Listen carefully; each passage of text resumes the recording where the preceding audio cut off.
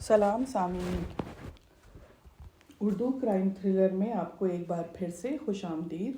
پیش خدمت ہے شاہی نقارہ چیپٹر 12 برے پھنسے۔ لیکن آگے بڑھنے سے پہلے آپ سے یہ گزارش ہے کہ اگر ابھی تک آپ نے ہمارا چینل سبسکرائب نہیں کیا ہے تو پلیز کر لیں۔ شروع کرتے ہیں برے پھنسے۔ میپول ہوٹل میں خاصی رونق تھی۔ 8 بج چکے تھے۔ ڈائننگ ہال میں بھی بال روم کی موسیقی سنائی دے رہی تھی، لیکن ابھی شاید رقص شروع نہیں ہوا تھا۔ حمید نے اندر داخل ہوتے ہی اپنے مخصوص انداز میں دانت کٹکھٹائے اور چاروں طرف دیکھنے لگا۔ کاؤنٹر پہ آج کوئی دوسری کلرک لڑکی بیٹھی تھی۔ اس سے پہلے اس نے کبھی اسے یہاں نہیں دیکھا تھا۔ یہ کوئی نئی معلوم ہوتی ہے، حمید نے فریدی سے کہا۔ فریدی اس کی بات پر دھیان دیے بغیر کیبنز کی طرف بڑھ گیا۔ حمید چل تو رہا تھا لیکن اس کے پیچھے ذہن بال روم کی موسیقی میں الجھا ہوا تھا۔ فریدی نے ایک کیبن کا پردہ اٹھایا لیکن دوسرے ہی لمحے میں چونک کر پیچھے ہٹ گیا۔ پردہ تو بدستور ہٹا ہوا تھا۔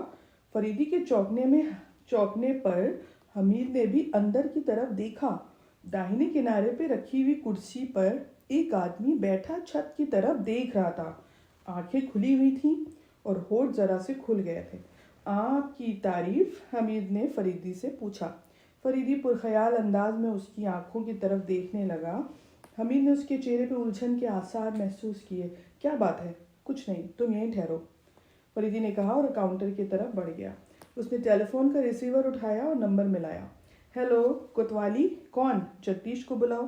تھوڑی دیر بعد اس نے کہا، جگدیش، میں فریدی بول رہا ہوں۔ میپول ہوٹل کے کیبن نمبر 14 میں ایک لاش ملی ہے، فوراً آؤ۔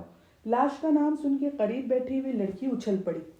چپ، ہلڑ مت مچانا، فریدی نے اس سے آہستہ سے کہا۔ میں پولیس کا آدمی ہوں۔ کلرک بری طرح سے بدحواس ہو گئی تھی۔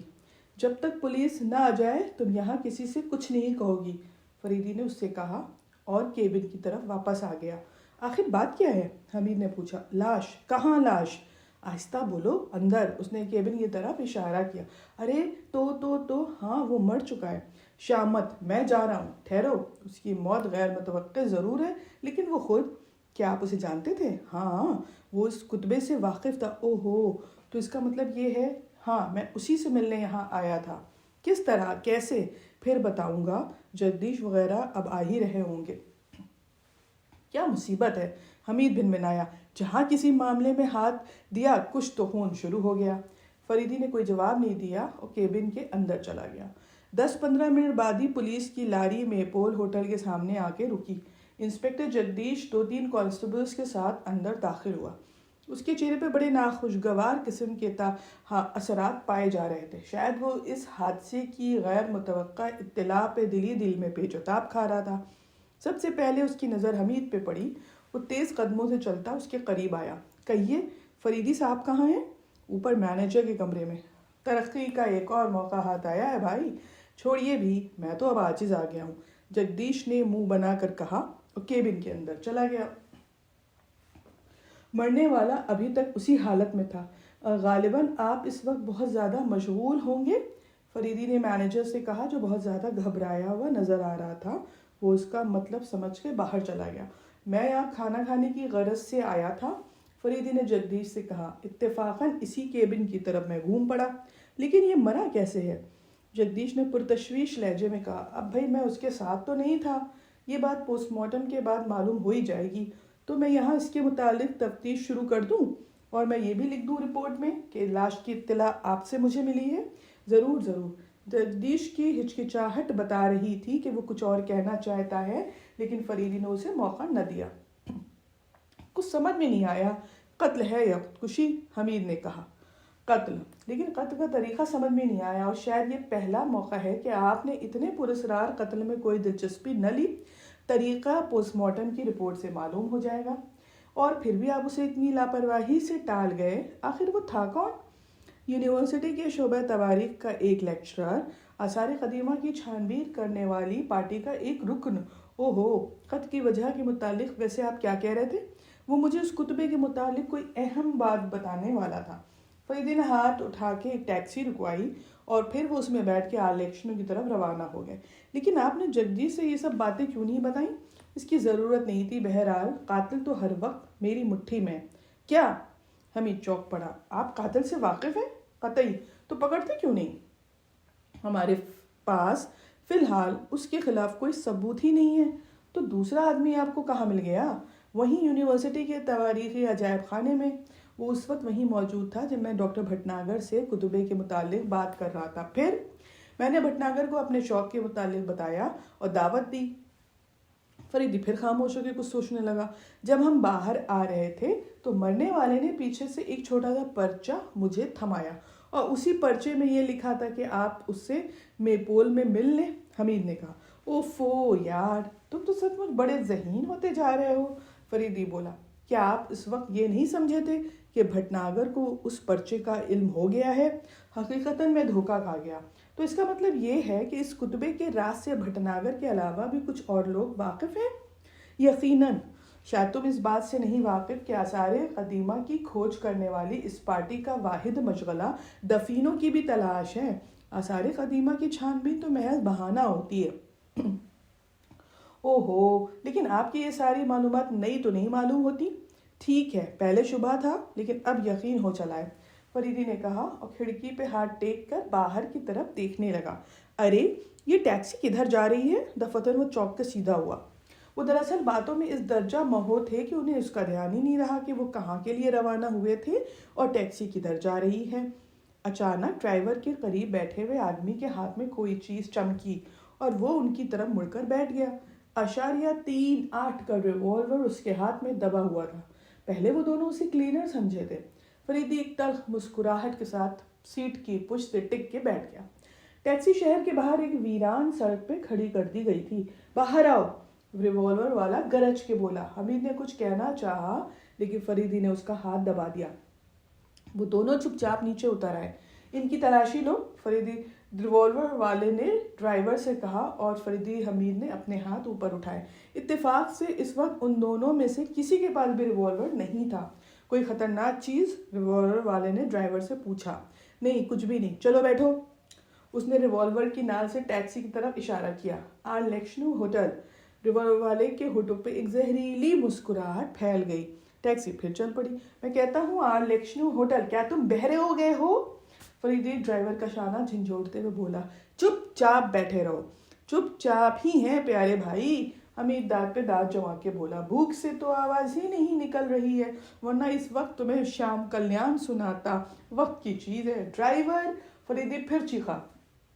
جانے بھی دیجیے، حمید اس کا شانہ تھپکتا ہوا بولا۔ اگر بیچارے کے کان کے پردے پھٹ گئے تو اس کے بال بچوں کے تو حلق ہی پھٹ جائیں گے۔ میں کہتا ہوں خاموش رہو، ریوالور والا بھننا کے بولا۔ تم ہو کون؟ فریدی نے تلخ لہجے میں کہا۔ لیکن میں تم سے یہ ہرگز نہ پوچھوں گا کہ تم یہ سب کس کے لیے کر رہے ہو۔ ٹھیک ہے، جتنی بہادری دکھانا ہے دکھا لو، پھر موقع نہ ملے گا۔ کیا سمجھے؟ حمید نے فریدی کے شانے پہ ہاتھ رکھ کے کہا۔ بھائی ولی اللہ معلوم ہوتے ہیں، بہت اچھے آدمی ہیں، ہمارے کھانے پینے کا انتظام بھی کر دیا ہے۔ ضرور ضرور، اور پھر ریوالور کی طرف اشارہ کر کے بولا۔ اس غذا کے متعلق کیا خیال ہے؟ بہت کم لوگ اسے پسند کرتے ہیں۔ حمید نے کہا، ویسے ہے بڑی شاندار چیز، ذرا دینا تو۔ پیچھے ہٹو۔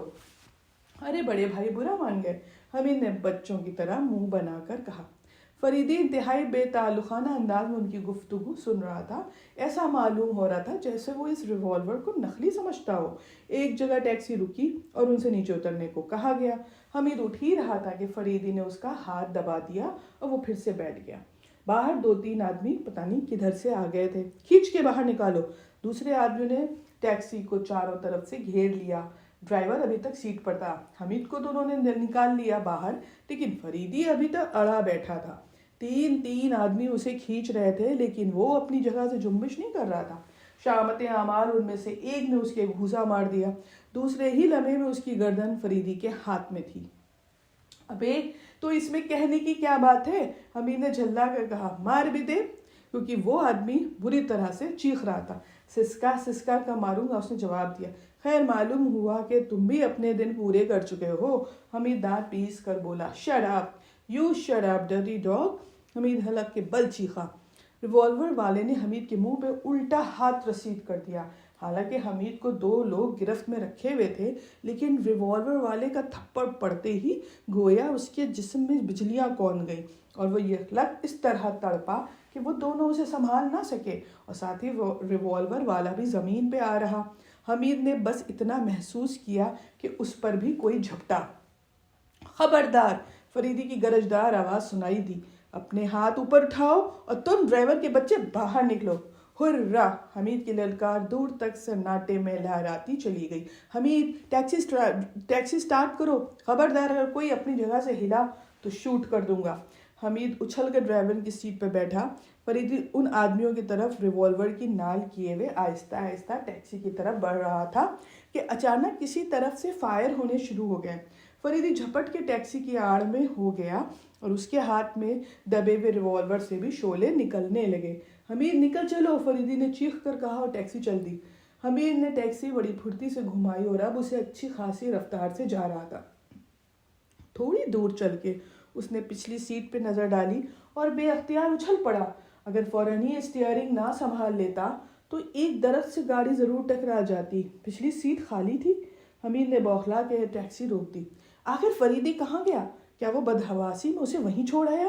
اپنی جان بچانے کے لیے اس نے یہ نہ دیکھا کہ فریدی بیٹھا ہے کہ نہیں۔ اس وقت اس کا دل چاہ رہا تھا کہ اپنے ہاتھوں ہی اپنا گلا گھونٹ لے۔ وہ ٹیکسی سے اتر آیا اور یہ سوچ رہا تھا کہ اب اسے کیا کرنا چاہیے کہ دور کسی کار کی ہیڈ لائٹس دکھائی دی۔ دفعتاً ایک سوال تیزی سے اس کے ذہن میں آیا، کیا وہ لوگ اس کا تعاقب کر رہے ہیں؟ اور پھر دوسرے ہی لمحے میں وہ جھپٹ کے جھاڑیوں کے پیچھے جا چکا تھا۔ اس کا اندازہ صحیح نکلا۔ کار ٹیکسی کے قریب آ کر رک گئی۔ کئی آدمی اتر کے خالی ٹیکسی کا جائزہ لینے لگے۔ تلاش کرو! ان میں سے ایک چیخا، جھاڑیوں میں گھسو! حمید پنجوں کے بل نشے میں دوڑنے لگا۔ چاروں طرف تاریکی پھیلی تھی۔ جھینگروں اور مینڈکوں کی آوازیں سناٹے کو جھنجھوڑ رہی تھی۔ اچانک حمید کا پیر پانی میں پڑا اور وہ لامحدود گہرائیوں میں ڈوبتا چلا گیا۔ اس دلچسپ ناول کا یہ پارٹ یہاں پہ ختم ہوا۔ اگر ابھی تک آپ ہمارے ساتھ بنے ہوئے ہیں تو پلیز بنا سبسکرائب کیے مت جائیے، اور ہاں، اپنے دوستوں سے شیئر ضرور کیجیے۔ اگر انداز بیان تھوڑا بھی پسند آتا ہے تو لائک ضرور کیجیے۔ شکریہ۔